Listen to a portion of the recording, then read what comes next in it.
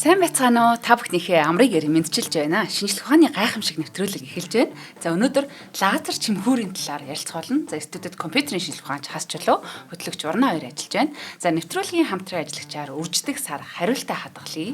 Худлаа хөгжлийн банк болон World Wine Domande Labum дарс хамтран ажиллаж байна. За тэгээд хасаада энэ өдрийн мэндийг хүргэж байна. Өдрийн мэндэ. Өдрийн мэндэ. За өнөөдөр лазер чимхүүрний тухай ярина. Лазер твизер гэдэг. Ер нь бол нэг тийм лазераар юм чимхэн гэдэг нэг жоохон санаанд боохгүй ч магадгүй л дээ. Гэрлээ шүү дээ. Тийм. Энэ бол бүр юм Нобелийн шагналтай арга. Ундаг том арга байгаа. Тийм саяхан Нобель авсан тийм арга байгаа. За энэ лазераар яаж юм чимхэд байгаа гэхээр эхлээд нэг ярих хэвээр юм болохоор тэр гэрэл ер нь яаж юм хүм хүрээд байгаа чинь хүрхгүй зүгээр ойддаг, альсгүй сарндаг, шингэдэг зүйл үстэй гэрлэр юм барин чимхэн хэрч одоо би бас ингээ анхаарад бас гайхажсэн. Тийм. Яг гэхдээ энэ үзүүлж байгаа энэ юу н одоо юу гэдэг нь те энэ шинжлэх ухааны ертөнцид үзүүлж байгаа уршиг юм. Уршиг гэхээр одоо сони те. Тийм. Энэ эффекттэй ач тус нь бол айгүй тийм өргөн мундаг том ит байгаа. За энэ Aedes вирус, бактери, атом молекул энэ төр гэдэг ер нь жижигхэн зүйлүүдийг бид нэг лазер ингээ чимхээ бариа авдаг. Одоо бид нар чинь эмнэлгийн чимхүүр гэж яддаг шүү дээ. Тийм нарийнхан жижигхэн чимхүүрээр ингээ юм ингээд маш нарийн ингээд чимхэж барьж байгаад ингээ хөдлөж мэдлэгдэг ч юм уу ингээд татад сонгодог ч юм уу иймэрхүү үйлдэлүүдийг хийх боломжийг лазер чимхүүр болгодог. Пинцетик гэдэг юм. Тийм. Тэр пинцетик гэдэг юм чинь бас ингээд том бохгүй тий энэ вирус бактери одоо яаж бид тэр вирус бактерийг тэр үүрэх тий томд нь тий за энэ лазерын гэрлэлээр л бид тэр жижигхэн бүр атом молекулыг хүртэл ингэж чимгэж барих юм бол энэ лазер чимхүүрийг ашигладаг. Тэр пинцетик ч юм бол ажиллах гэсэн. Ер нь лазер пинцетик гэсэн. Гэрлэн пинцетик. Гэрлэн одоо юу гэдэг нь те чимхүүр гэж одоо нэрлэж болно. За тэгэхээр ер нь яг л чимхүүр гэж байгаа шиг л барьж байгаа л зөөгөл ингэдэг ийм багажийг бол бид нар лазер чимхүүр буюу лазер твизер гэж нэрлэдэг. Би бол итгэхгүй л байна одоо. Тийм итгэж жоохон бэрх. За түүхээс нь эхлэе гэх юм бол гэрлийн даралт гэдэг юм эхлээд бид нар ингээ ойлгох хэрэгтэй болно. Гэрэл ер нь юм нэгэ хүрээд бас энэ даралт учруулдаг. Одоо гэрлэр бол бид нар бас зөвхөн ингээд юм хүм гэрэлтүүлэхээс гадна гэрэл ингээд бас юм даралт учруулдаг. Юмд хүрээд ингээд тэрийг түлхээд одоо гэрлэр цохин түлхэн л гэсэн үг шүү дээ. Одоо энэ гэрэл намайг дараад байгаа гэсэн бол үг шүү дээ. Яг үнэн тийм. Ямар баг зэрэг байдаг. Бид нар л хитрхи хүнд байгаад байгаа байхгүй тий. Тэгээд энэ талаар бол ингээд ярих юм бол 1619 онд бол Йоханнес Кеплер гэдэг энэ бас алдартай мундаг астрономч, математикч гэл айгүй олон юм гээд ер нь бас л ингээд сэдв болгон дээр Ньютон, Эйнштейн шиг гарч ирж байдаг ийм хүн ба. За энэ хүн болохоор сүүлт тодны сүүлийг ингэж ажиглаж хагаад ер нь бол сүүлт тод ийм хоёр сүлтэй байдаг. Тэр хоёр сүлийнх нь нэг нь болохоор ерөнхийдөө явж байгаа замынхын дагуу гардаг. Ер нь бол сүүл чинь явж байгаа замаар л үлдмээр юм шүү дээ, тий. Гэтэл ийм өөр нэг сүүл ингээд салж гарч ирээд идэг. Ингээд сайн харах юм бол ингээд сүүлт тоднуудын ингээд зургийг хараад гэх юм бол хоёр сүлтэй байгаа. Нэг нь бол явж байгаа замаар ингэж гараад нөгөөд нь болохоор яг нарны эсрэг тийшээ хардаг. Тэнгүүд Кеплер болохоор энийг юу гэж үтсэн бэ гэхээр энэ ер нь гэрлийн одоо нарнаас гарч байгаа гэрлийн даралтанд ингээ үлээгдээд байгаа юм шүү. Нар ингээд үлээгээд байгаа юм шиг энэний энэ сүүлийг ингээд эсрэг тийшээгаа үлээгээд байгаа юм шиг. Яг нарны цаатал гарахаараа цаашаага нааталтай ухаараа наашаага ингээд тэр сүүл нь чиглээд. Яг нарны эсрэг тийшээ ингээд заагаад идэг тэр. Цаашаа явж байгаас үл хамааран шаал өөр зүг рүү заах нь шүү дээ. Нэг сүүл нь. Яг үнэн тийм. Ийм хоёр ийм сүүлтэй болчихсон. За тэгэхээр 1619 бол Йоханнес Кеплер гэдэг хүн бол энэ гэрэлт чи юу н даралт үйд юм шиг гэрэлт чи юм хүмийг үлээгээд идэм шүү тийм санааг бол анх гаргаж ирсэн байдаг. За тэрний дараа болохоор 1862 онд болохоор Джеймс Клерк Максвелл гэдэг бас мундаг хүн байгаа цахилгаан соронзонгийн хуйлуудыг нээсэн гэдгээр алдартай баахан цахилгаан соронзонгийн 4 хуйл гэдэг Максвеллийн хуйлууд гэдэг. Ер нь өөрөөхөө энэ соронзонгийн одоо цахилгаан соронзонгийн хуйлууд дээрээ тулгуурлаад тэгээд яг энэ одоо Кеплерийн таамагласан зүйл бол яг үнэн байх ёстой гэж таамагласан. Одоо онлоор өөрөө нэг онол гаргачлаа шүү дээ. Тэгээд тэр онол дээр ингээд математик тооцоол хийж хагаад ер нь бол Кеплерийн бол үнэн байх боломжтой юм байна. Гэрлэр чи юм бас түлхээд үлээгээд ингээд байх боломжтой юм биш үү гэдэг тийм бас ингээд онлын таамаглал гаргаж ирсэн. За ингээд туршлын таамаглалууд ингээд дутуу хിവэрэл аваад байна. За яг хөө тэр Кеплерийнх бол бас заавал гэрлэр нь биш те нарны шуурга муурга гэж яваад байдаг. Тэрнээс нь ч болсон байж магадгүй шүү дээ те. За 1873 онд болохоор энэ Вильям Крукс гэдэг бас нэг алдартай хүн байна. За тэр хүн юугаар алдартай гэдэг тэр юм шилэн савн дотор юм нэг талдаа хар нөгөө талдаа юм цагаан юм синстэй байд. За юм хоёр синс ер нь ингээд баахан синсүүд байгаа юм бол да. Тэгээд тэр синсүүдийн нэг талд нь хар нөгөө талд нь цагаан. Тэгээд ингээд эрэнгүүт нөгөө бусад одоо нөө синснийх нь далбаанууд нь бүгдээрээ яг тийм байхгүй. Нэг талдаа цагаан нэг нөгөө талдаа хар юм сөүлжсэн байдаг. Тэгээд ингээд вакуум шилэн дотор тэрийг хийж хагаад ингээд үлээд одоо үлээх гин гэрэл тусгууд чи вакуум дотор байгаа шүү дээ. Тэгээд гадна талаас одоо ямар нэг юм агаар магаар юм чим үйлчлэлт орох боломж байхгүй. Тэгээд гадна талаас нь гэрэл тусгууд тэр ингээд эргээддэг тэрснээс нь. Тэгээ нэг нь хар нэг нь цагаан байгаа болохоор энэ одоо ингээд би ингээд Клерк Максвеллийн Джеймс Клерк Максвеллийн таамагласан энэ гэрлийн даралт гэдэг юмыг бол ингээд баталчлаа гэж ингэж үзсэн. Наа чи ямар амар юм Тий. тий. Энийг бол радиометр гэж нэрлэдэг. Радиометр гэж одоо цацрагийн хэмжилтэл гэсэн үг шүү дээ, тий. Гэрлийн одоо ингээд гэрэл тэр сэнсийг бүр ингээд боддоор ингээд үлээгээд байгаа юм шиг л битүү савн дотор байгаа юм. Би битүү шилийн юм руу гэрэл тусахад гэрлийн даралтаа тэрийг нэвтэрч орж ийн гэсэн үг. Нефт ингээд тэр салхи бол ингээд шилийг нефт ороод тэгээ нефт гараа явж байгаа. Ийм үзэгдэл байгаа даа. Тийм. Энэ үнэхээр гайхалтай. За тэгээд ингээд бид тэр гэрлийн даралтыг баталчлаа гэл ингээд тэгжсэн чи тэр нэг жоохон худлаа дуулж таарсан л та. Тийм. 1900 гэтээ яг энэ зүгээр итгэж яхад зүгээр. 1900 онд болохоор энэ Пётр Лебедев гэдэг хүн байгаа. Би яг юу гэж унших юм мэдгүй лээ. Пётр Лебедев гэдэг. За энэ нь болохоор Орос эрдэмтэн байгаа юм л да. Одоо Пётр Лебедев гэх юм уу? Орос. За энэ Крукийн энэ бүтээсэн радиометр бол гэрлийн даралтаас улаагүй маа гэж. За энэ бол гэрлийн энэ хоргонд үлдсэн байсан жоохон энэ агаар тэр нөө хар өнгөн дээр чи ингээл гэрэл шингэж ангуудаа ингээд халж байгаа шүү дээ тий. Тэр халжангууд нь тэр халуунаас нь болоод ингээд тэр агаар чи ингээд божигнаал тий. Яг тэр хар хэсэг дээр илүү их божигнонгуудаа тэр ингээд эргүүлээд байгаа юм байна гэдэг. Ийм ер нь тэгж байгаа юм байна гэдгийг мэдж авсан. Яаж одоо энийгээ нотолсон байх тэр Крукийн худлаа байсан, радиометрийн худлаа байсан байж таа гэдгийг баталсан байх тэр жоохон үлдсэн агаарыг өшөө ингээд сайн соруулахаар энэ эрхээ уйлж ийн гэдэг байна. Тэгэхээр тэр агаараас олж ийн гэдгийг мэдчихэж байгаа гэсэн. Тэгэхээр за энэ Крук бол худлаа байсан. Гэтэл бол энэ Лебедев гэдэг хүн бол энэ гэрлийн даралт бол байх ёстой гэдгийг л мэдчихсэн. Энэ Джеймс Клерк Максвеллийн томьёол энэ таамаг бол үнэн. Гэхдээ энэ Круксийн багаж бол ингээ худлаа байсан байна. Энийг өшөө сайжруулах хэрэгтэй гэж үзсэн. За тэгээд тийм яг үнэ. Тэгээ 1900 онд болохоор мань нөхөр нь Лебедев болохоор яг тэр радиометр гэдэг багажийг дахиж арай боловсронгуугаар одоо яг нэг түрүүнийх шиг алдаа гаргахгүйгээр хийгээд тэг яг баталсан. Тэг жинхэнэ радиометр байсан биш. Жинхэнэ нөө саний өөрөө чинь яриадсан. Вау гэдсэн тэр зүйл чинь нэрнгээсээ л байсан л байгаа байхгүй тий. Яг үнэ тий. За тэгээ ямар ч байсан нэрээ гэрэлчин гэж юм хүлээж болт юм байна. Энэ тэр гэдэг юм. Тэг бол бид нэг 1900 онд бол их боддоор онлайн төвшин төшөө бүр боддоор ингэж баталж ийм төхөөрөмжөөр үзүүлсэн байдаг. За тэгээд энэ санаа бол цаашаа айгүй тийм гой санаанууд ашиглагддаг. За жишээлбэл нарны даруул гэдэг. Одоо бид нар чинь арал хооронд ч юм уу альсгүй төв хооронд одоо ингээ гариг эзлэхтэй бол бид нар дээр үед бол ийм даруулт цав шилдэг байсан шүү дээ тий. Даруулт цав бол ингээл салхины чиглэлийг ашиглаад ингээд өөрөө өссөн зүг рүү явдаг ийм хөдөлгөөргүй тий салхийг ашиглаад ингээ яваад байгаа юм зүйл яд байгаад дээ шүү дээ. За тэгвэл бид нар одоо дэлхийг эзэлсэн өөр гаригууд л очиж гэх юм бол өөр гаригуудыг арал гэж бодъё л да. Тэгээд ингээд энэ окторгуу уудмыг бол ингээ бид нар ийм далай гэж бодох юм бол энэ далай дотор бид нар бол ийм гэрлийн даруулаар гэж явах боломжтой гэдэг ийм санаа бас байгаа. Тий. Нарны гэрлийг одоо гэрлийн саний даралтыг ашиглаад маш том юм маш нэгхэн ийм далбаа даруул хийгээд за тэр даруулаараа ингээл нарны гэрэл тэрний чинь ингээ нөөник даралтаараа нөгөө радиометр эргүүлээдсэн тэр даралтаараа ингээл түлхээл те нөгөөт нь ингээл улам урдавал ингээ явна. Гэрлийг салхи мэт ашиглах юм шүү. Яг үнэн тийм. Яг л нөгөө түрүүнөө нэвтүүлээгээд салхи байгаа шүү дээ те. Тэр чинь вакуум дотор хүртэл байж гин гэсэн үг байхгүй те. Тэгэхээр энийг нь ашиглаа бид нар бол бас ингээд гариг эзэлж болох юм биш үү гэдэг юм санаанууд бол айгүй итгэвтэй явдаг. Тий. За нэг иймэрхүү нэг гэрэл гэдэг л ийм айхтар зүйл байх нэ. Бас нэг хүчтэйхэн гэрлэр бидрийг одоо те бид нар л ингээд шарчхан ба шарагдахаас өмнө одоо цохигдоод төлгөгдээд онох нь шүү дээ. Ер нь бол өлөөгдээд ч юм уу те. За ингээд цаашаа бол жинхэнэ одоо тэр үндсэн сэдв рүү орё. Тий. Гэрэл бол ямар ч ингэж чаддсан юм байна. Зөв оптик өрх гэж байгаа. Optical trap гэдэг нэг юм байгаа юм л да.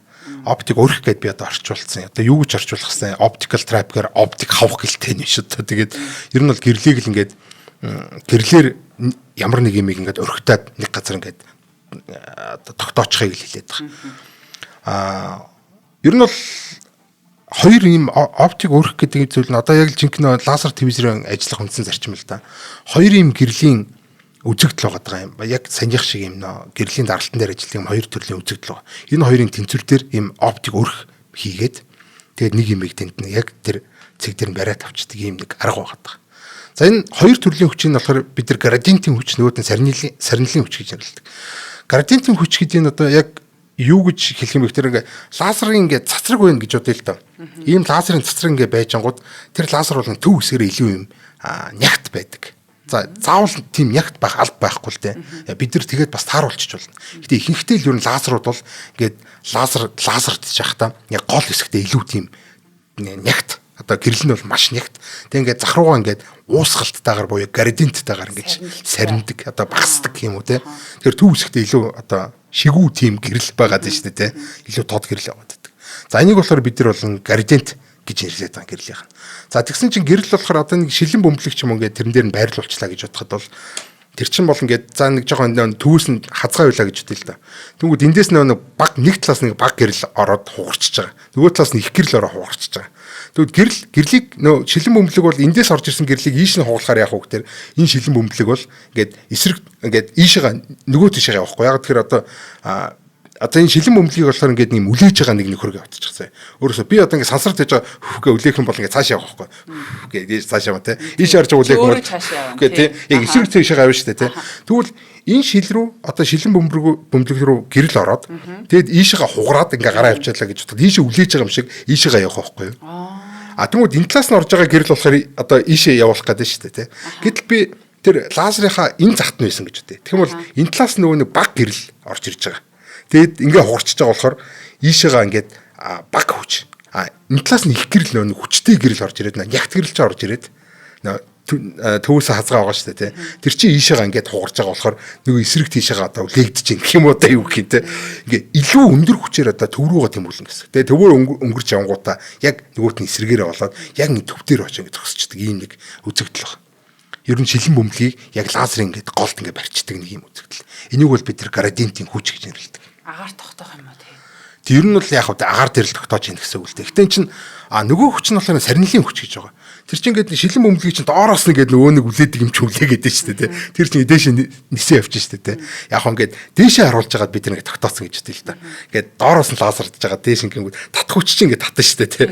Тэгэхээр ингээд татах хүчинд ингээд татагдаад ингээд дээшээ явахгүй ингээд тогтчлоо гэж бодоход бол яг тэр лазерын гол руу ингээд ингээд төвлөрөөд яг тэнийгээ тогтчихно. За энийг бол өрх гэж нэрлэдэг.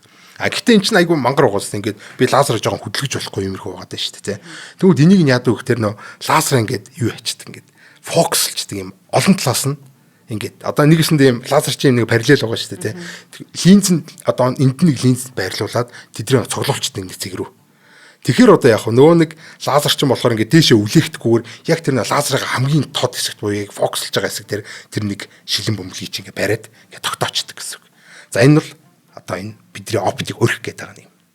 За тэгэхээр энийг ингээ бид нар лазер хаанаас нь тусгасан нөгөө нэг фокус нь л байх юм бол тэр фокус дээр хаанаас нь ч гэсэн тэр фокус дээр л тэр өрхтөгдаад ингээ тогтож ийн гэсэн. Тэр шилэн бөмбөлөг. Тийм юм өстэй хэдэж харж байгаагүй шүү тий. Тийм ийм сонин арга нийцсэн байгаа даа байхгүй. За тэгээд тэр доктортой цэгээ ашиглаад ерөнхийдөө бол ийм одоо цахилгаан биш гэх юм одоо юу хийнэ металл биш. Тийм одоо саяных шиг шилэн бөмбөлөг шиг. Айсг бол одоо тэр нэг юм бактери, вирус ч юм уу тийм биологийн одоо юм тийм металл биш, дамжуулагч биш. Одоо диэлектрик гэж нэрлэдэг тийм. Цахилгаан дамжуулдаггүй юм. Ер нь бол бүхэл зүйл их нь баг ингээд цахилгаан дамжуулахгүй байж байгаа л ингээд тийм байж байгаа. Бид нар цахилгаан дамжуулдаг юм айгүй амархан бохгүй тэр чинь. Цахилгаан дамжуулдаг юмыг бид нар ингээд цахилгаан соронзоор л ингээд аваачаад ингээд бариад аваа штэ чимхээд аваа штэ те. Тэрийг бол бүгдийг нь тэгж чадж байгаа. Тэгээ цахилгаан соронд дамжуулдаггүй болгоод бид нар яаж чимхэх үү гэдгийг л чадахгүй гутсан бохгүй юу. Тэгсэн чинь ингэрэл чин болох юм байна гэд. Тэг ингээд ер нь бол цахилгаан сорон дамжуулдаггүй юм зүйлүүдийг бид нэр хүснээрээ тэмгэж авч чаддаг болчихж байгаа. Энэ бол үнэхээр гайхалтай. За тэгээд ямар ч байсан иймэрхүү арга нээгээд энэ аргаараа одоо элдв бензин жижиг сажиг юмнуудыг чимгэж бариад тэг ингээ ийш тийш нь хөдөлгөөд тэг хүссэн чиглэл рүү шидчих болно яач болно те. За мультитрап энэ төр гэдэг бүр олон ширхэг ингэж олон ийм чимгүүрүүд ингэж ашиглаж байгаа. За тэдрээрээ одоо яа тийм нэг вирусыг хоёр талаас нь барьж байгаа ингээ татж чангаадаг ч юм уу те. Эсвэл одоо яа тийм эргүүлдэг ч юм уу те. Наашин цааш нь болгодог иймэрхүү ажлуудыг бас юм олон төрлийн бүр холограм чимхүүр гэдэг лаглаг юмнуудыг удахгүй ярина хэдүүлээ. Гэрлэнд бас их учир байна шүү те. Одоо нэг CRISPR генийн юм уу өөрчлөлдөг гэдэг чинь маш жижиг төвшөнд хийгдэж байгаа. Тэрийг нэр яагаад энэгээр ингэж тэрийг яаж хийдэг юм бол гэж утсан чи одоо харин те энэ үрхийн өстэй сони юм. Тий, яг үнэ. Гоё юм байна. За хоёулаа нэвтрүүлгийн хамтран ажиллагчид танилцуулаад үргэлжлүүлье. Тэгэхээр шинжлэх ухааны танин мэдхүйд дэмжиж байгаа. За өнөөдрийн манай шинжлэх ухааны гайхамшиг нэвтрүүлгийн маань явах боломжийг олгож байгаа. Даман де лабум гэд чамайг төгс илэрхийлнэ. World Wine-ы энэ гоё вайныг бид хоёр яг урдаа хундгалчихсан сууж байна. Тэгээ өнөөдөр бол бас цэргийн баярын өдөр. Тэгээ хасаадаас баярын мэнд хүргье. За чи намайг ч бас цэрэгт явуулчих гээд. Нэрсэн чинь шүлс гарч байна. Харин дөрөв сошь би ингээд өнөрийн нэртэл ямар гоё юм бэ гэж байгаадсан юм. Нэр ямар гоё юм бэ? Яг энэ цагаан вайн айгүй гоё юм байна. Ста гоё юм байна.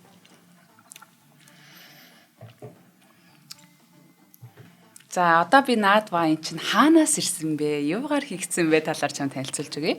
Тэгэхээр за энэ вайн бол одоо энэ дарсны соёл, дарсыг зөв зохистой хэрэглэх гэдэг нэг төрлийн урлаг гэж бас хэлж болно. Тэгээ World Wine гэдэг байгууллага бол энэ соёлыг Монголд түгэж байгаа бас томоохон газруудын нэгэ. Тэгээд одоо 1880 оноос эхэлсэн баялаг түүхтэй одоо ийм одоо газар нутгийн хувьд Францын өмнөд хэсэгт орших Languedoc Roussillon гэдэг бүс нутагт ургасан гайхалтай үжил шимтэй байгалийн үзэсгэлэнт газар усан үзмийг бол тариалт юм байна. За тэгэхээр энэхүү газар нутаг нь хамгийн том дарс үйлдвэрлэдэг бүс нутаг гэдгээр одоо Францтай төдийгүй дэлхийд ийм алдартай газар байдаг. Тэгэхээр Францын өмнөд хэсэгт орших энэ Languedoc Roussillon зүүн талаараа Рон хөндийгөөс баруун өмнөд хэсэгт Испани хил хүртэл үргэлжилдэг. За Францын нийт дарсны үйлдвэрлэлийн 3.1-ээс илүү хувь нь энэ Languedoc Roussillon-ы үйлдвэрлэдэг ба дэлхийн хамгийн том дарс үйлдвэрлэдэг бүс нутгаа. За үзэсгэлэнт байгалаар хүрээлэгдсэн амар амгалан гинжихэн деваачин болсон энэхүү газар нь дарсны усан үзэм ургах маш тохиромжтой одоо цагаагаартай гэх юм уу хамгийн таатай бүс нутаг гэж явдаг. За газрын гадаргаас 4-5 метрийн гүнд за үндсэнд байрладаг бөгөөд ийм хэмжээний гүнээс хөрсний үржил шим, нүүрс ус, шимт хэржээлээ татдаг. Тэгээ хүч хөдөлмөр газар нутгийн шим, хүсэл эрмэлзлийг шингэн бүтээсэн Францын өмнөд бүс нутгийн нэрийн хуудас одоо гарын үсэг болсон ийм дарсыг таф дээр дөнгөж саяулаа. Тэгээд Даман де лабум дарс нь сүүлийн 5 жилийн хугацаанд 50 гаруй олон улсын дарсны шагнал хүртсэн ийм вайн байх нэ. Тэгээд World Wine-ы бүх салбаруудаар бол худалдаалагдж байгаа. Та бүхний сайн мэдж байгаачлын Central Tower, Shangri-La Mall, одоо Циркэс улсын их төлөвлөгөөр явах замд Seoul Plaza, Цэнгэлт хотгон, River Tower, Buda Vista, WW Center, за нарны гүүрний бас WW Center гэсэн газруудад бол худалдаалагдж байдаг. Тэгээ та бүхэн маань Facebook-ээр World Wine гэдэг дагаарай. За 5 метрийн гүнээс ургасан дэлхийн хамгийн үржил шимтэй одоо вайны их болсон газрын вайн гэж бодсон чинь дахиад нэг уучихмаар санагдсан. Энэ виноч бас нөө усан үзэм энтер гэдэг байгаа. Усан үзэмнийхэн тэр хальс малс энтер гэдэг те. За дээрэс нь тэр зөвхөн усан үзэмнээсээ гадна тэр усан үзэмний ургаж байгаа газар мазар гэж аюу тийм чухал юм байгаа байхгүй те. Тэгээ бид нар ч нөө Монгол мал бол ингээ бэлчээр дээр байсан өөрийнхөө ингээд нутагсан газар байсан гэдэг шиг тий одоо тэр усан үзэн Монголд авчраад ярих юм бол манай монголч газар урахгүй тий. За тэгээд өөр нэг юм мяа газар аваач ярих юм бол эсвэл нутгаас нь хол аваачаад тарьчих юм бол тэд нар ч бас юм олигтой урахгүй. Тэгэхээр яг тэр газрын яг тэр одоо усан үзмийг нь ингэж авч яагаад тий ингээд вино хийгээд ингээ явна гэдэг бол дарсны соёл гэдэг айгүй тийм томол юм байгаад байна л да. Би өөрөө бас сайн мэдэхгүй гэхдээ бол ингээд тийм зүйл айгүй тийм гоё надад үнцэнтэй санагдав. Зүгээр л одоо ингээд нэрцэн альсгол одоо юу гэдгийг эсгцэн ийм юм ууж ийн гэхээс илүү чинь яг хаанаас гаралтай энийг дэрэ гэдэг юм айгүй тийм бас чухал, тэр нь гоё, дээрэс нь тийм илүү амт нэмээд байгаа байхгүй тий. Бид тэр ийм хилнээсээ гадна ийм тархиараа тэр амтыг давхар мэдрээд байна шүү дээ тий.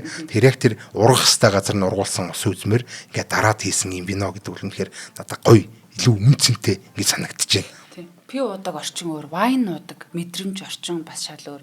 Одоо булганы айраг бол булганаас л гарна шүү дээ тий. Одоо яг тэрэн шиг энэ сайхан вайн бол тэр сайхан газраас л одоо ирдэг байх нэ. Энэ өстө салахын аргагүй гоё амттай юм байна. Дуусаад хордоо уу. За баярлаа. За бараг согтчлоо гэдэг байхгүй. За энэ дахиад түүх рүү орно. Гэтэ энэ удаа нөө гэрлийн үлээдэг энэ тэр хэлээ орохгүйгээр одоо ястэ жинхэнэ одоо энэ лазер твизерийн анх бүтээсэн яатсан ийцэн гэдэг талаар ярьцгаая.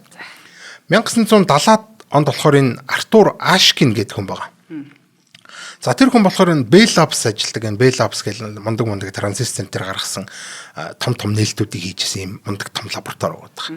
За тэнд болохоор энэ тэр гэрлийн даралтыг ашиглаад энэ микробитийг хөдөлгөж олно гэд ер нь өөрөө үздэг байсан. Одоо тэр даралт нь байж л байгаа юм чинь энийг бол хөдөлгөж болох хэвээр гэдэг ингээд итгэл үнэмшлэл байгаад идэг. За тэгээд өөрөө бол яг тэр баахан туршилт хийж байгаа, янз бүрийн туршилт хийж байгаа. Тэгээд ямар ч гэсэн тэр өөрийнхөө итгэл үнэмшлийн дагуу бол ингээд хайжсэн зүйлээ олсон баг.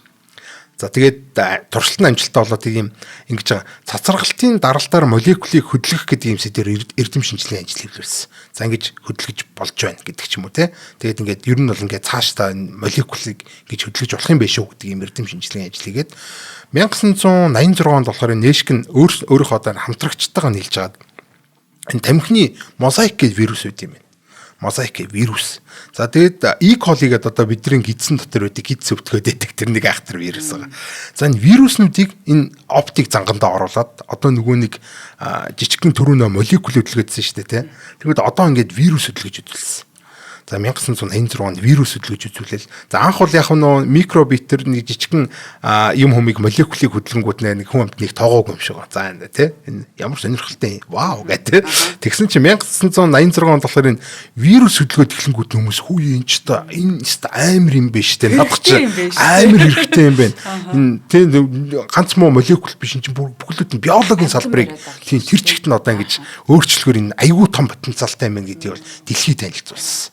За тэгээ 2018 онд бол Нэшк нь энэ ажлаар болохоор физикийн салбарт оптик чимхүүр түүний биологийн системд хэрэглээ гэдэг сэдвээр Нобелийн шагнал хүртсэн.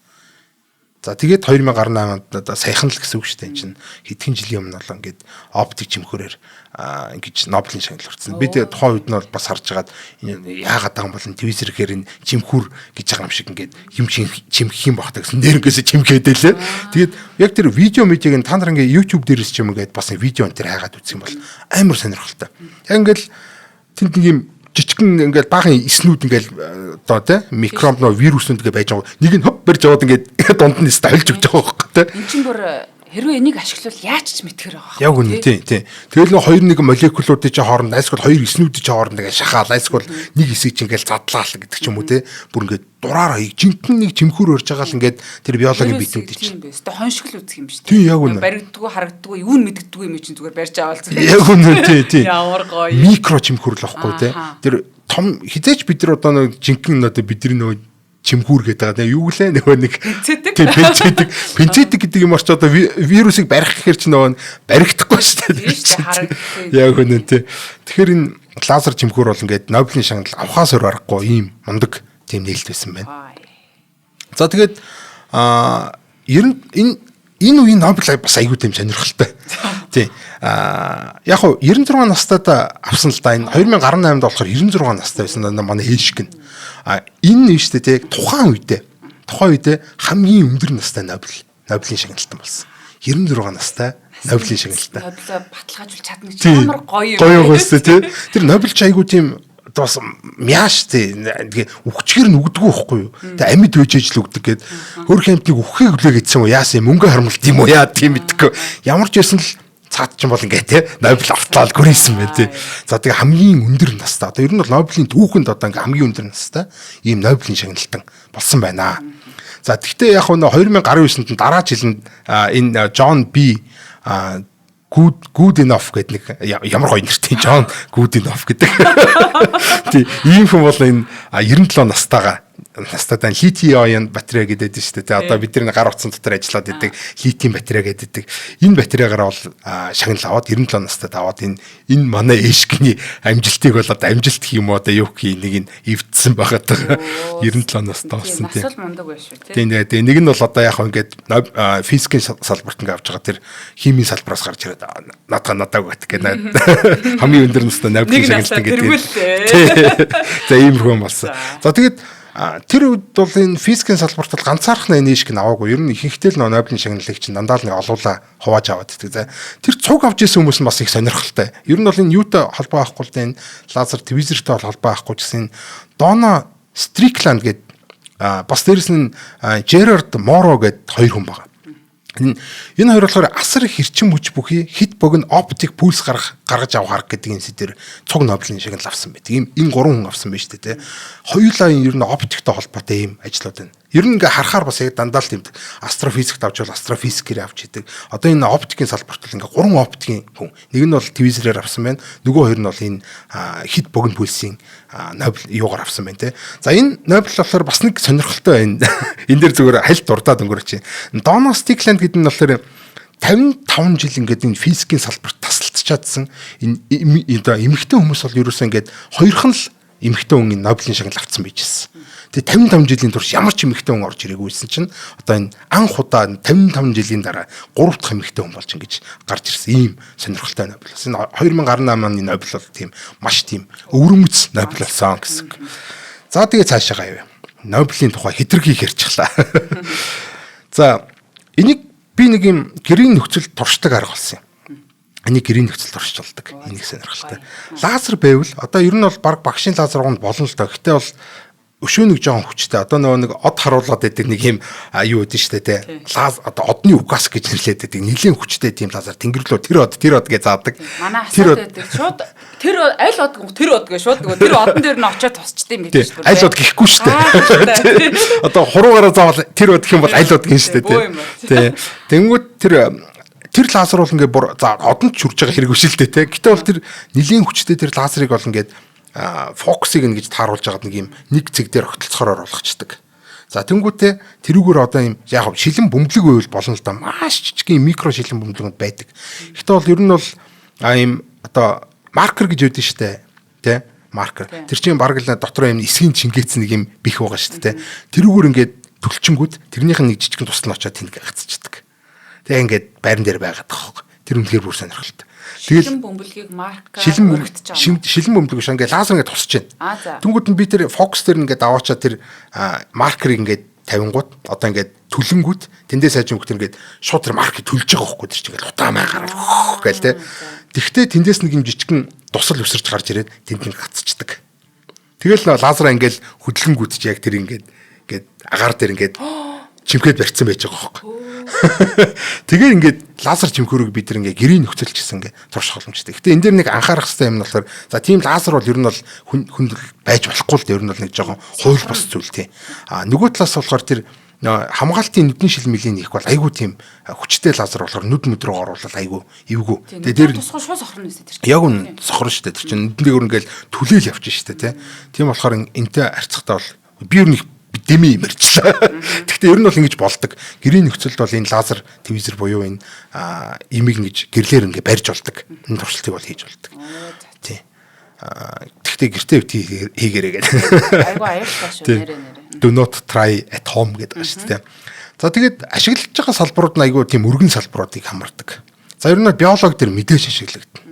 За энэ эсүүдийг ангилах энэ төр гэдэг ажил байна. За ингээл харж байгаа л ангилах нь шнэ микроскопоор харж байгаа. За энэ эсийг ийш нь болгоч. За энэ эсийг ийш нь болгоч гээ. Айгуу гоё тэр чинь чимхүүртэй л юм чинь ингээл чимхүүрээр ингээ ангилчихна.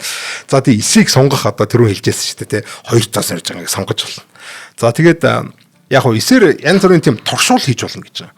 Ингээд ийм нэг эсийг барьж аваад одоо энэ эс одоо цагаан эсэнд яаж идэвхлэх нүг гэдгийг харахын тулд тэр нэг одоо вирус ч юм уу те тэр бактерийг ингэж барьж хагаад цагаан эс рүү ордуулдаг ч юм айлтгал цагаан эсээ барьж хагаад нөгөө вирус рүү ордуулдаг ч юм уу те иймэрхүү доршилтуудыг бас хийж болно. Одоо тэр вируснуудын нийгэмд ороод те энэ нөхөр яах нь энэ одоо муу вирус нь яах нь энэ сайн вирус нь яах энэ дархлааны вирус нь яах нь гэдэг ийм янз бүрийн доршилтуудыг ингэж хийж болно. Хавдрын эсийг барьж байгаа янз бүрээр үзье л та тий. Яг үнэн тий яг наадах жилдэг. Ер нь хор тавдрын бол энэ дархлааны эсүүд хэрхэн хоорондоо юм харилцан үйлчилж байгааг те энэ туршуул маягаар гэдэг байгаа шүү дээ. Тагнуул маягаар оруулж байгаа байхгүй те. За чи ингэж ингээд ороодох энэ нөхөр яаж ингэж чамайг идэж байгааг харъя гэж. Нөгөөд нөхөрхий хөссөндөө жишлээ нөө өрхөндөө оруулсан байгаа шүү дээ. Нөгөө оптик өрхөндөө оруулаад ингээд идүүлчихэж байгаа. За энэ биохимийн салбарт бас ашигладаг энэ уруулыг эхлүүлэх энэ төр гэдэг.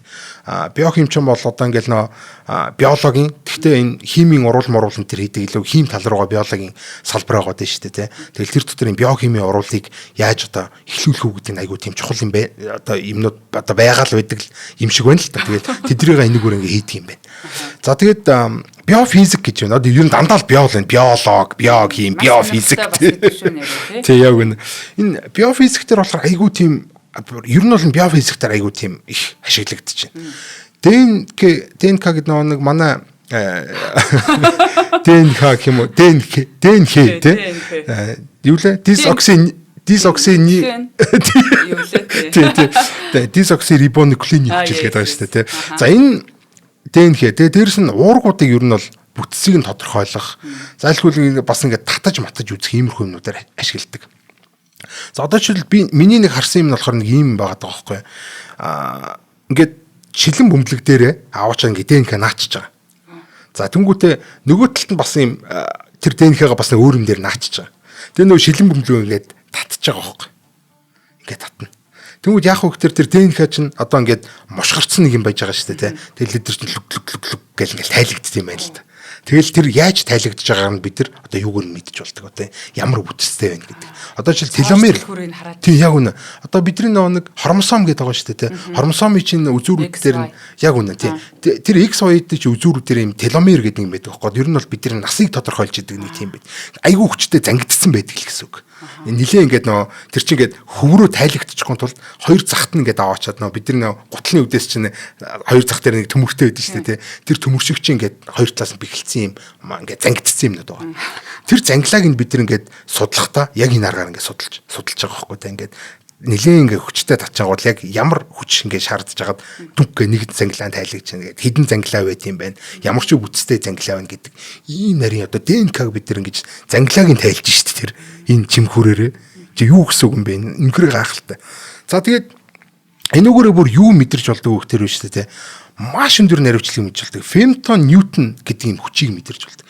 Фемтон Ньютон гэж яг Ньютон гэхээр 1 кг ачааг л ерөөсө 1 м/сек квадрат хортгол өгөх хүчний хэмжүүр гэдэг. Одоо Ньютон гэдэг ер нь бид нар нэг юм хүч ч юм уу даралт ч юм уу иймэрхүү юмыг Ньютоноор хэмждэг. За яг өөрөөр ингээд нэг жоохон зөвлөө хэлэх юм бол 1 кг ийм зүйлийг 1 кг гэдэг зүйлийг ингээ гаран дээр тавьсан байна гэж төсөөлөлтэй тийм 1 кг-ийн гурил ингээ гаран дээр тавьсан гэж. Тэгвэл энэ болохоор 10 ньютон хүчээр ингээд гараа чинь дараад байна гэсэн. Тэгэхээр ерөнхийдөө нэг 100 г юм байх юм бол 1 ньютон хүчээр гараа чинь дарна гэсэн үг.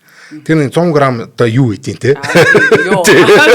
Юу хийдیں нэг тийм хөө юм ингээд гаран дээр тавьчихаар хэр даралт очруулж байна. Энэ бол 1 ньютон. За тэгвэл фемто гэдэг нь юу юм бэ гэдэг юм бас фемто ньютон гэдэг. За квадратын буюу одоо 1-ийн ард 15 тэгтээ ийм том тоогоор 1 ньютоныг хуваахаар 15 тэг гэдэг. За одоо яг ингээр хэлэх юм бол мили гэдэг бол 1000 гэсэн үг юм. Одоо миллиметр гэнтэр. Милли ньютон гэх юм бол 1000 хуваа. За микро гэх юм бол сая, нано гэх юм бол тэрбум, пико гэх юм бол их над, фемто гэх юм бол тунгаамл гэдэг юм тоо. Одоо бидний мэддэг гэдэг ихэнхдээ нэг мөнгө санхүү дээр гардаг их найдал гардаг шүү дээ тий. За тэгвэл тэрний дараа тунгаамл гэдэг нэг тоо байгаа. Дахиад 1000 дахин их тоогоор гэсэн үг шүү дээ тий. За энэ бол фемто. Ийм одоо ийм 15 тэг үг ийм урт тоогоор 1 ньютоныг хуваачгаар тийм жижигхэн ийм зүйл ингээ мэдэрдэг. За сүүлийн хэд бол ингээд яг нь судалгаа модлогын нөхшөө ингээд хараад үзсэнгүүд яаж юм гэхээр саб фемтон ньютон гэж нь фемтон ньютоноос баг гэсэн үг. За энэ тэр нь болохоор атом ньютон гэж байгаа. Одоо дахиад 1000 вон гэсэн үг шүү дээ. Ийм хэмжээнд одоо мэдэрдэг болсон. Тэр нь юуг мэдрээд байх гэхээр нөгөө нэг ДНК-ч одоо бид нэг гараараа татна гэх юм бол одоо бид нар одоо юу дээр чинь шал утгагүй юм шүү дээ тий. Тэгвэл тэр чинь маш мэдрэг ийм багажаар ингэж татчихж Одоо энийг нөгөө зангилаан тайлгаж ийн өнөө тэрэ гэдэг тас татаа хийчихгүйгээр ингээд нэг нэгээр нь зангилааг нь тайлж байгаа байхгүй. Гэхдээ яг ямар хүч үйлчилж ийн гэдгээр нь л одоо бид тэр бүтцийг нь зангилааг нь ингээд мэдээд байна гэсэн. За энэ ташрамд нэг юм бас үзэгчтэй сонирхолтой хүний нөгөө бие гэдэг маш юм утаслаг байдаг ДНХ гэдэг бол за дэлхийн сарыг бараг 6000 удаа болов тойрхойц нэг хүний л ДНХ штэ. Тийм урт юм билээ та бүх манай ChatGPT-гээс ч юм уу сонирхоод үзээрэй. Энэ бол бас сонирхолтой факт зүгээр.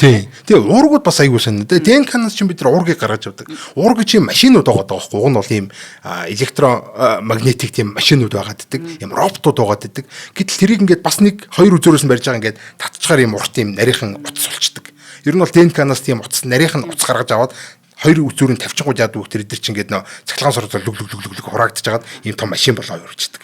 Тэгэл өөрөөгөө хувлаал те янз бүрийн юмыг ингээд явчихдаг. Тэгвэл уургийг бас ингээд задлж үзэж болдог. Бид ингээд бас ингээд хумигдсан хураагдсан байгаа уургийг бол ингээд хоёр үзүүрээс нь барьж хагаад дүг гэдэг ингээд одоо бид нар нэг ийм утас ингээд юу загасны утас одоо ч юм уу те ингээд орооцолцсон сатурк матурк орооцолцсон байгаа бол одоо бид нар бас тэгэж ингэж те зангилааг нь гаргаж ийн л гэсэн үг шүү дээ те зангилааг нь гаргах одоо юм үйл хийж идэг. Ийм ачаач юм. За хоёлаа ингээд удахгүй тийм нано технологи дээр яаж ашиглаж байгаа яри. За тэгээ нэвтрүүлгийн хамтран ажиллагчаар манай Худалдаа хөгжлийн банк маань одоо манай тогтмол хамтран ажиллаж байгаа. Тэгэхээр үрждэг сар хариултаа хадгалъя гэдэг ийм урамшуулгыг одоо зарлаад байгаа. Тэгэхээр 3 дугаар сарын 12-ноос 4 дугаар сарын 12-ны хүртэл энэ хариултаа хадгалъя гэдэг үйлчилгээгээр олсон 25,000 төгрөгийг 2 дахин үржүүлээд 50,000 төгрөг болгож өгөх ийм урамшууллыг яг одоо зарлаад байгаамаа. Тэгэхээр та хэрвээ одоо хадгаламж бий болгоё гэж зорж байгаа бол яг одоо ерөөсөө л орон дээрээ хэвтэж явахдаа тий онлайнаар энэ ТДБ-гийн онлайн аппликейшнийг татаж аваад эсвэл нэлгсэн дээр гарч байгаа энэ QR кодыг уншуулад өөртөө одоо энэ дансаа нээх юм бэ нэмэх нь хадгаламжийн дансаа нээгээд тэр хоёрыг хооронд нь холбоод карта гэртээ захиалаад ерөөсөө энийг яг одоо хэрэгжүүлэх юм боломжтой болоод байгаа. За энэ жоохон төвөгтэй санагдвал та зөвхөн өөртөө байрлах Худалдаа хөгжлийн банкн дээр очиод үйлчилж болно. Тэгэхээр ямар тач байсан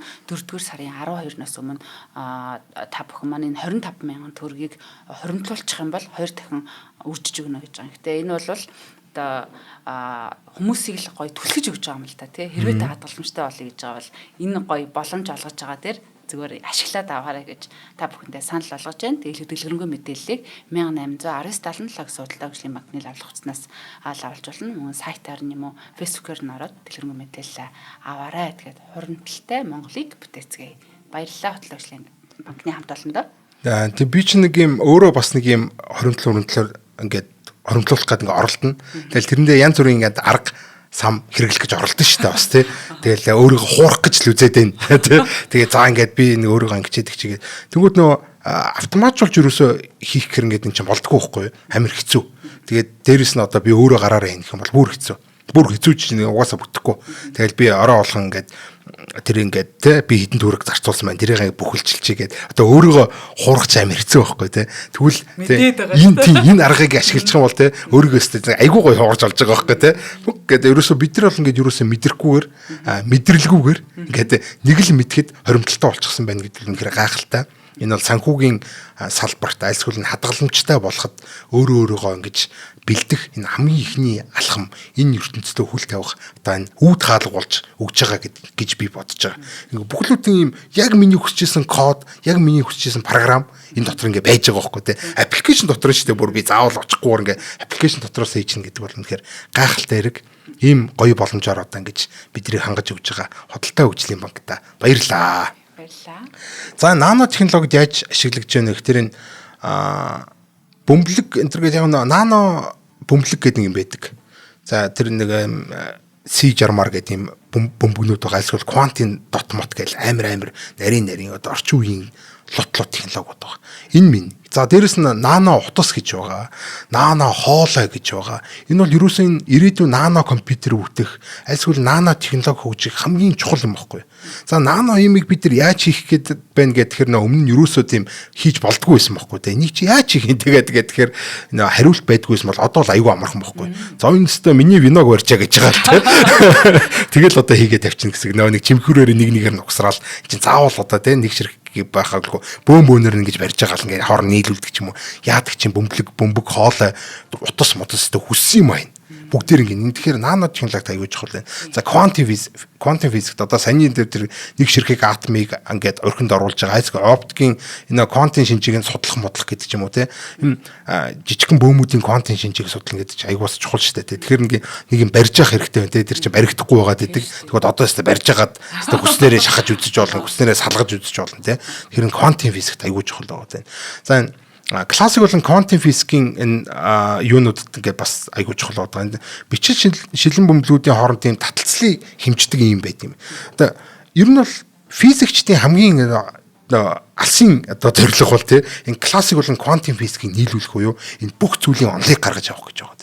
Тэгсэн чинь бид нар аврах том биетүүд бол хоорондоо татах хүчээр таталцсан юм байна. Тэгвэл жижигхэн биетүүд хоорондоо яаж татах хүчээр таталцсан юм бэ? Энэ квантын татах хүч гэж юу юм бэ гэл ингээм дандаа тийм дээр очиж гацчихдаг байхгүй. Тэгвэл одоо бол бид нар одоо тэр саний фемтон ньютон буюу атон ньютон гэ бүр тэ юу исэн бэ? Санийх чинь нэр яасан исэн амар бидний мэдхгүй энэ тоонууд хуваасантай адилхан тийм жижигхэн хүчийг мэдэрч яана гэж чинь жижигхэн хоёр бөмбөлгийн хоорондоо таталцж байгааг бид нар мэдэрч чадна гэсэн. Одоо нэгсэндээ дэлхий саран таталцаад байгааг л бид нар мэдээд байна. Бид нар дэлхий рүү ингээд татагдаад байгааг бид нар мэдрээд байгаа болохоор мэдээд шээ. Олон ньютон байгаа тань тэ. Тэгвэл тэр хоёр жижигхэн бөмб чинь бол хоорондоо бол маш жижигхэн ньютоноор таталцах болохоор тэрийг бид нар мэдэрч чадахгүйсэн. Тэгэхээр одоо энэ бол зөвхөн чимхэх гэхээс илүү энэ бас юм мэдрэх гэдэг юм асуудал байгаа шүү дээ. Энэ хоёр хэр таталцж байна, хэр ингээд наалтж байна гэдэг ч юм уу те. Энэ зүйлүүдийг судлахад бас айгүй тийм чухал ач холбогдолтой байгаа. За ингээд айгүй олон салбар байгаа шүү дээ. Тэ эн чинь те баахан био салбаруудаа биологи, биохим, биофизик гэл ингээд цааш явж байгаа. Нано технологи, quantum physics, classic physics одоо тэр бүр ингээд бүх юмны онолыг хүртэл судлахад байгаа болж байна. Нобелийн шагнал өгөхгүйгээ яах юм бэ чинь те. За тэгээд өөр яг хөө ингээ бусад технологиудаа ингэж хоршуулж ирнэ ихэнхдээ ашигладаг. Одоо ер нь ихэнх технологи тийм л дээ. Гэтэ бусад технологиудаа оршихтаа аюу тийм мондөг юм хийдэг. Одоо жишээл мэдээж микроскоптоо одоо оршино.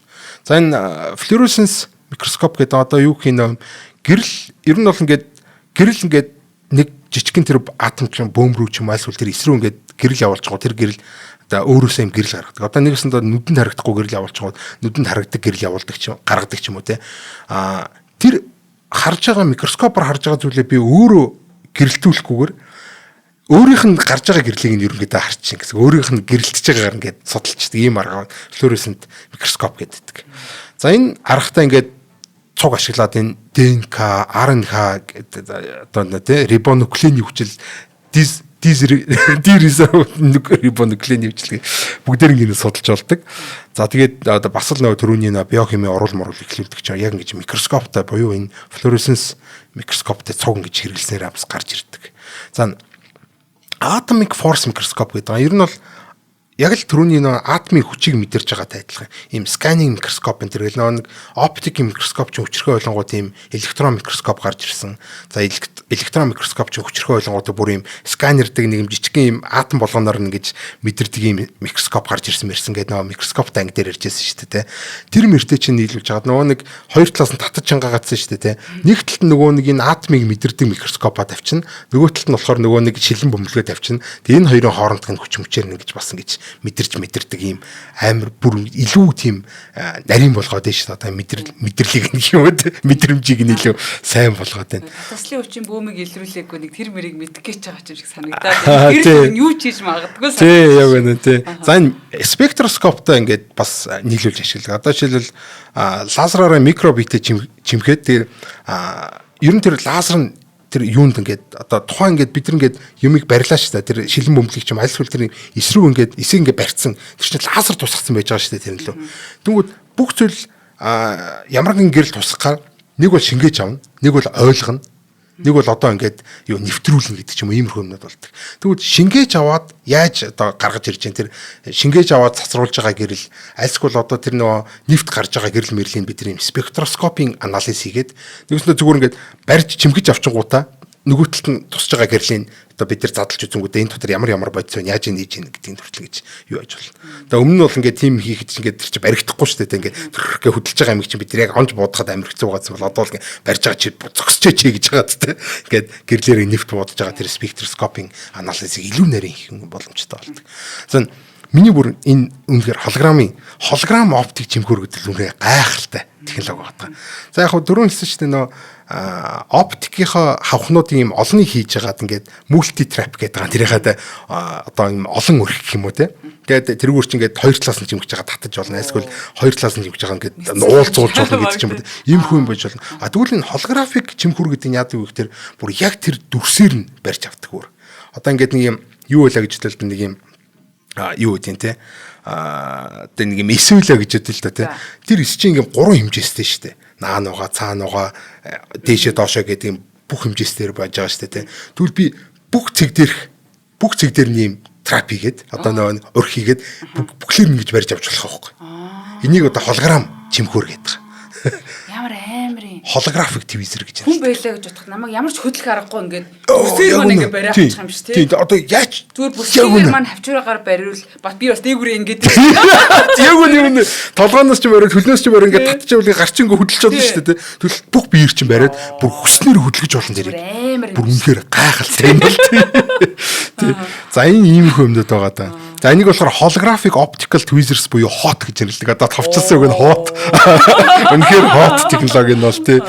За энэ микро гидродинамик тий микро гидродинамик гэнэ. За энэ бас нэг ус мус жижиг сажиг юм ус одоо нэг юм айгүй нарийнхан юмар ингээл ус урсгалын ер нь микрочипын дотор юм шингэн урсгадаг нэг юм арга байгаад дийм байлээ. Тэр аргатай бас цуг хэрэглээд бүр айгүй бүр нарийн тэр нөгөө нэг атом ньютон хэмждэг иймэрхүү юм. Дээрэс нь биологийн урвалуудыг ч юм уу биохимийн урвалууд ингэж ажигладаг хэмждэг юм мундаг арга байгаа. За ирээдүйд ер нь юу болох юм бэ гэдэг талаар ер нь ингээд дурдаад өнгөрөхгүй бол хоёулагийн цаг дуусчих шиг байна. За энэ ирээдүйд мэдээж хиймэл оюун ухаантай нийлнэ. Одоо бид нар ч юм бол бүх юм ингээл гараараа ингээл барайл ингээл салгалал байж гэн гэж байхгүй шүү дээ тий. Хиймэл оюун ухаан бол энийг яаж ер нь бол машин сургалт гэдэг байгаа шүү дээ. Машин сургалтаараа ингээд дамжуулаад яаж наривчлал болон хүчин чадлыг нь сайжруулах. Тэгээд бүрэн автоматжуулах тал дээр. Одоо жишээл дөрөв шиг холограм энэ төр байх юм бол бид нар чи тий. Тэр гар нь ийшээ явж чинь гарыг нэ бариад авъя гэх юм бол тэр чинь ингээд ухаантайгаар ингээд машин сургалтаар л гяс барьж аваад тэгээд автоматжуулаад ингээд бүх юмнууд бүх туршил шинжилгээнүүд ингээд автомат болгох юм бол тийм л явахантай юу байна гэж байгаа нийлнэ гэж байгаа. За энэ хагалдаггүй хагалгаа гэдэг аюул тийм сони юм байд. Ер нь зөвсөлт хийхгүй хагалгаа. Үгүй бол дуран мурангийнхаа чинь бол ерөнхийдөө хагалдаггүйдээ орд юм байна л та. Нэг жижигхэн нөх гаргацдаг дээ нэг хайхтар хагалж маглаад ингээд байхгүй болохоор бүр ингээд огт хагалдаггүй, огт зөвсөлт хийхгүй ингэж хийдэг бас хагалгаа энэ төр байж болт юм байна. Иймэрхүү хагалгаануудыг хүртэл бид нэр хийж болно. Энэ үнээр хайхалтай. Тэгээд микро хагалгаа гэдэг юм бас. Микроскопоор л хийдэг тийм хагалгааг илүү өндөр наривчлалтай их боломжтой.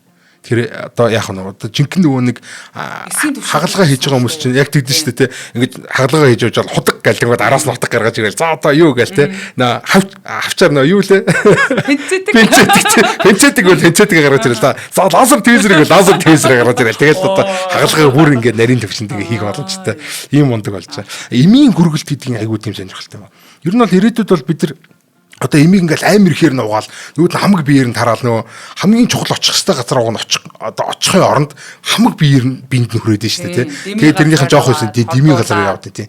Тэгмүүд одоо энэгээр яах вэ гэхээр бидний дотор ингээд нөгөө эмийг чинь барьж яг л нөгөө хүрэх газар нь ингээд юу гэдэг тий хоолон молон дотор чи явуулдаг гэсэн судсан дотор чи явуулдаг ямар нэгэн байдлаар яг тэр хүрэх газар нь авчаад нүг гээд ганцхан ширхэг эмийг тавьчихна бид нар ингээл амар том эм угаал айсгуул ингээл суцруугаа тариулаад байх байхгүй. Карго өргөлчих. Би доторх юм био карго гэдэг байхгүй ийм гайхалтай юм. За энэ квантын компьютер мэдээж одоо энэ нэг ширхэг атомыг ингэж ионыг ингэж барьж аваад юм лазерын чимхүүрээр чимхэж хагаад тэгээд энэ кубит энэ төр үүсгэж иймэрхүү аргууд одоо судлагдаж байна. За нано технологи дотор энэ нано технологийн төхөөрөмжүүд тэгээд илүү өндөр наривчлалтай одоо тэр ер нь л энэ нано технологиг угсрах гэдэг асуудал одоо түрүүнээ үйлдвэрлэх гэлэгжсэн шүү дээ. Бид нар нано технологи үйлдвэрлэхээр болохгүй нэгдэгүүд яг энэ телевизэрүүдээр ингээд нийлүүлж байгаа хэвээр хүснээрээ бүр ингээд бид нар өмнө бол нано технологи яаж хийдэг байсан гэхээр бас л хими уруулаар л хийдэг байсан бохоо. Ингээд шилэн дотор нэг хідэн боцоодыг хийгээл цэгсэрдэг байсан бохоо те. Нөгөө нэг хоолой нөгөө нэг нано ийм бөмбөлөг нь гарч иртэл ингээд цэгсэрдэг байсан бохоо. Ийм мангар арга байхгүй шүү дээ те. Одоо бол микроскопоор гарч алдаг хүснээрээ ингээд ийм нано юмнуудыг бол угсарч ингэж яах боломжтой болж байна. За материал судал дээр байна. Атомыг атомаар нь атомаар нь өрдөг. Одоо тэр нано чинь л ер нь тийм байхгүй. Атомаар нь өрнөлгээд байгаа шүү дээ, тий. За тэгээ биоинженерчил гээд эдис инженерчил одоо синтетик биологийн судалгаа гэдэг айгүй мундаг юм салбарууд руу ордог. За энэ онцлог давуу талууд гэдэг юм бол энэ үйл эвдэлдэг эвдлэг хөөрчлөлт гэдэг. Энэ бас айгүй тийм нарийн өшөө яриулан зөндөөл юм байна л да. Энэ олон салбарыг хамарсан гэлж байна. Одоо бид төрün хэлсэн те биологийн, биохимийн, биофизикийн, биоинженерчлийн, химийн, физикийн, инженерчлийн нэр ороогүй салбар гэж байгаа хгүй. Ийм нэг юм мундаг Нобелийн шагнал чи өгөөгүй юм бол хүн өхгүй юу гэж байгаа юм бэ гэмээр л юм мундаг юм технологи байгаад. Тийм баг итгэмээргүй хүн төрөлхтний нийгмийн хөгжил дэвшлиг шал өөр төвшөнд одоо нэг супер хүн л болох гол юм л та бүр айчлаа. Би ч уг нь анх сонсоод манай нэг амт ертөнцийн ялаа гэж сэдв явсан чинь гэрийнхаа ялааг ингээд ээжийнхээ үсээр ингээд хоолоогоор нь уяад ингээд уйцсан байждагээс ингээд би тэгэхээр чимхэж аваад коронавирус ч юм уу те нэг зэвүүн вирусүүдийг бараг тэгчмээр юм төсөөлж ирсэн. Тэр цаашаа олчлаа бүр. Тийм юу тэр цаашаа тийм гайхалтай. За хамтаасаа үзэх сонсогч та бүхэндээ их баярлалаа. Асаадаа маш их баярлалаа. Нэвтрүүлгийн хамтран ажиллагчаар үрждэг сар хариултаа хадгалын худалдаа хөгжлийн банк, World Wine, Damanda Labum хамтран ажиллаа. Тэгээд нэвтрүүлэг маань НТV-гээр болон Од Мөндөр радио 107 болон 83.3 гэсэн хост толгойноор та бүхэндээ хүрэлээ. За тэгээд дараагийнхаа дугаараар уулзъя да. Баяртай. Баяртай. Нэвтрүүлгийг хүлээн авсан Нарны аймгийн монголчуудаа баярлалаа. Од Мөндөр суваг энэ мэтлэн танин мэдхүн 1000 хөтөлбөрийг 2025 оны 7 сарын 1 хүртэл та бүхэнд хүргэх юм. Их хэлээрээ шинжлэх ухаан танин мэдхүг түгээхийн үйлсэд та нэгтгэх хүсвэл бидэнд таньд өгөх боломжтой. Нэг нэвтрүүлгийг 100 төгрөгөөр буюу 1000 нэвтрүүлгийг 100,000 төгрөгөөр үнэлээд та биднийг дэмжээрэй. Жилдээ ганцхан удаа 100,000 төгрөгөөр дэмжснээр шинжлэх ухаан танин мэдхүг түгээх энэ үйл хэрэг таны оролцоотойгоор амжилттай үргэлжлэх юм а. Зандан хүү миний нэр дээрх голомт банкны данс байгаа. 30 15 15 1942 30 15 15 1942 Та 100,000 төгрөгөөр шилжүүлэхдээ гүйлгээний утга дээр нь өөрийн нэр болон утасны дугаараа заавал бичээрэй. 100,000 төгрөг хандвалснаар Од Мөндөр сувгийн алтан гишүүн болох юм. Шинжлэх ухаан танин мэдхгүй Монголд ялах болтугай.